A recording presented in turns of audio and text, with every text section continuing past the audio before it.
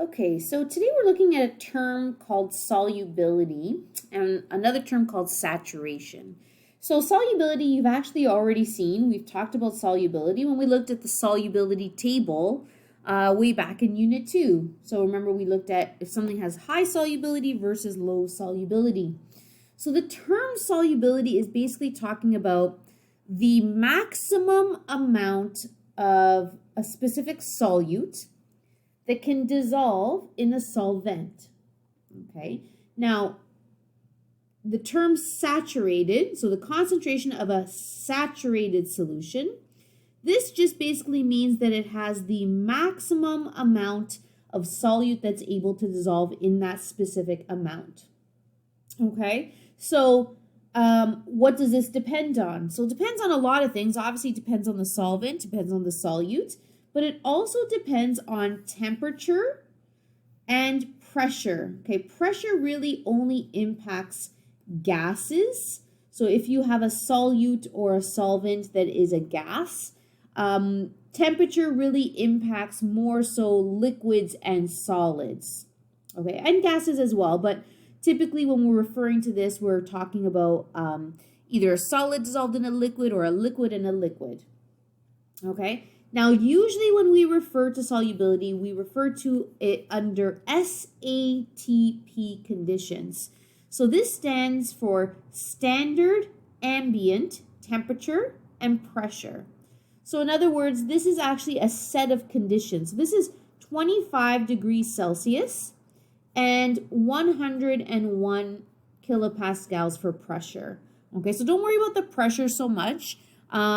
Basically, this is just standard. When we get into our gases, our last unit, we'll talk about pressure, but basically SATP is like room conditions. So like room temperature, room pressure. So we're not talking about going up to the top of a mountain in the Alps, and we're not talking about going into, the Great Barrier Reef at sea level. So we're talking about just, you're in a science classroom or you're in a room in a building that has regular conditions, okay? So, and if you look at your solubility table, it also will refer to that as well. So if you think about that, that should kind of make sense. So let's say we have, a cup of tea, 2 cups of tea. Okay. So every amount of solute has a specific amount that's the maximum that can be dissolved. So let's say we have 2 cups of tea. Imagine they're the same size. So I have here, 1 cup of tea, which is approximately 250 milliliters. Okay. And in this first cup, I'm going to put 1 teaspoon of sugar. Okay, so like a little spoonful of sugar, right? A little spoonful. And over here, I'm going to put 4 tablespoons of sugar. Okay, so I'm going to put 4 large spoonfuls. This is fantastic. Okay, so you have to imagine, right, they're full of sugar. Okay. So if you can imagine, right, the same amount of liquid here, the solvent amount is the same. So really what we're comparing here is the amount of solute we're trying to add. So the 1 teaspoon of sugar inside of a 250 milliliter cup of tea will dissolve no problem. Okay, so they put this in, give it a little mix, no problem, this will be able to dissolve. So we call this, obviously, that this is able to be soluble. Now, these 4 tablespoons of sugar, if you've ever done this, or maybe you have a little brother or sister who's played around and done this, eventually you reach a point where like no more sugar can dissolve. So imagine this is all dumped in here. What you might find is like a clump of sugar at the bottom that does not dissolve, right? What that means is it's still soluble. Sugar can dissolve in tea, which is essentially water. But what happens is we've put too much in. We've gone over the maximum amount of sugar that amount of liquid can take. So the maximum, that's what we're referring to when we say the term saturation. Remember, saturation is the maximum amount. So over here, this first scenario, this was below the maximum, right? If something is able to fully dissolve, that means it is below the maximum amount that can dissolve. Over here, if you start to see clumping at the bottom, right, what that means is we've now gone over the maximum. So this is beyond the point that is able to dissolve in this amount of liquid. Okay. Now, maybe the maximum, I'm just making this up, but maybe the maximum, let's say, was 2 tablespoons of sugar. So this went over by 2, like we put the 2 tablespoons in, which was the maximum, and then we added in another 2 tablespoons. So at the bottom here, whatever amount you go over by will actually sit at the bottom. So if we're saying the maximum is 2 tablespoons, that means 2 tablespoons is dissolved, but it also means there's 2 tablespoons that are kind of clumped at this bottom part here. So we've gone over the max. Okay, so saturation, the term saturated means the maximum. So this first scenario is under saturation. It's below the maximum.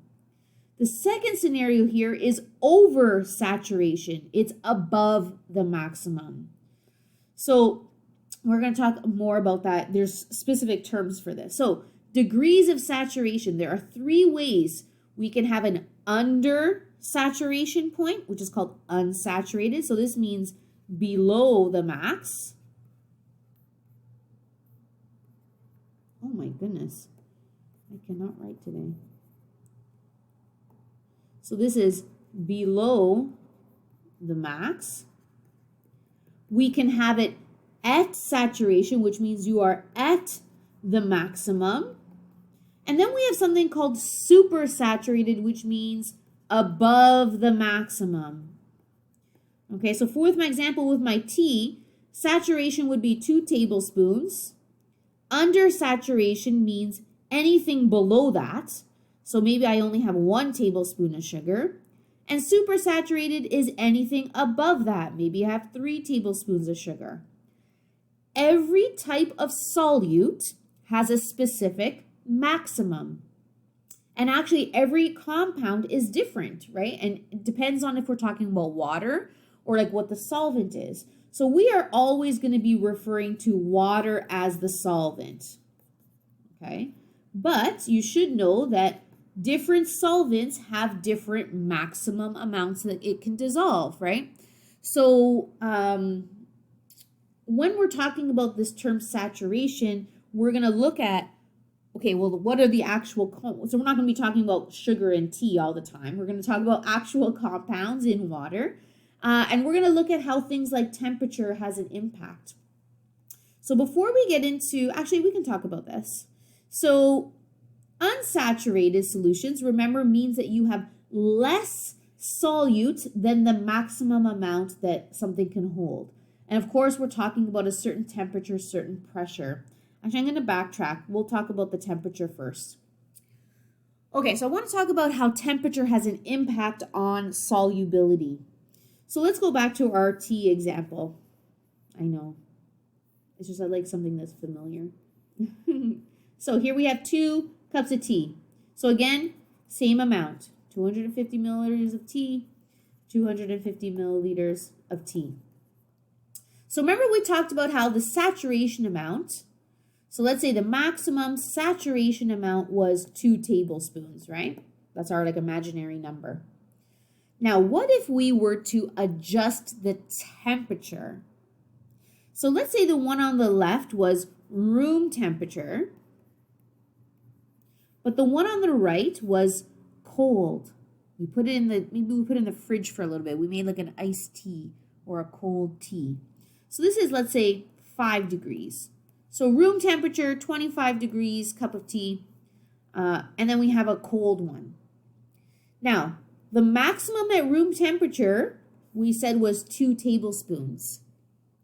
Now, if you've ever tried to have iced tea or cold tea, and put something in it to try and dissolve, like let's say try putting sugar in iced tea, you may have noticed that not as much would be able to dissolve. So over here, when you adjust the temperature, there's actually less solubility that's available to it. So over here, maybe at 5 degrees, we have a new maximum. Maybe my new maximum is only 1 tablespoon of sugar. So what that means is, let's say I try putting 2 tablespoons in each. Over here, 2 tablespoons will dissolve beautifully. It dissolves because I'm at the maximum. That means I have a saturated solution. But over here, if I try putting 2 tablespoons and the maximum at 5 degrees is only 1, that means I'm going to see a clump. I'm not going to be able to do 2 tablespoons. I'm going to have 1 tablespoon clumped at the bottom, and 1 tablespoon will be able to dissolve inside of the actual liquid. So the opposite is true though. What happens if I have a very hot cup of tea? So we just boiled the water. So let's say this was, I don't know, it's 80 degrees. Okay.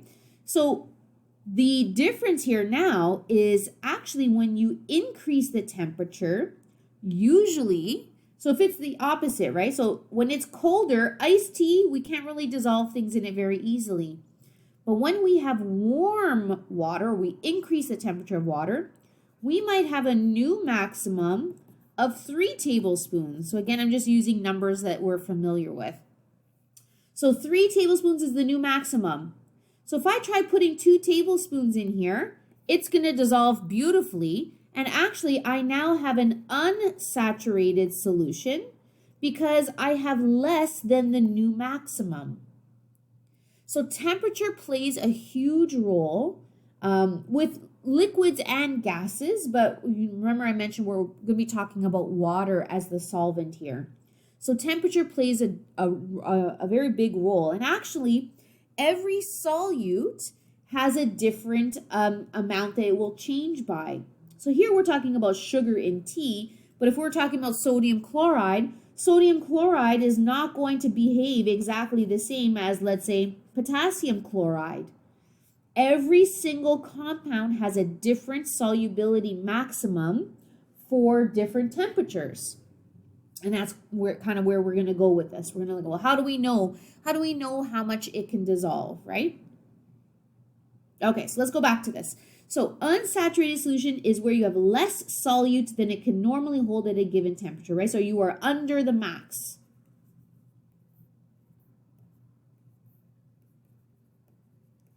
Under the maximum. So you could, if you have an unsaturated solution and you're under the max, if you wanted to, you could add in more solute. Like there's more space for it. So if I can hold, let's say the maximum is 10 grams for a different solute. If I only put 2 grams in it, I have room to add in up to 8 more grams, right? A saturated solution, remember, means we are at the maximum. So if we have a saturated solution and the maximum is 10 grams, that means we have exactly 10 grams. So that means that the solution would not be able to dissolve any more solute. So if you tried putting 11 grams, it will not dissolve that extra gram. You have reached the maximum solute concentration. Okay, then we have something called supersaturated. Okay, so supersaturated means you are above or beyond the max. Okay, so I'm going to go, supersaturated is a little bit more complex. We'll continue this in the next part.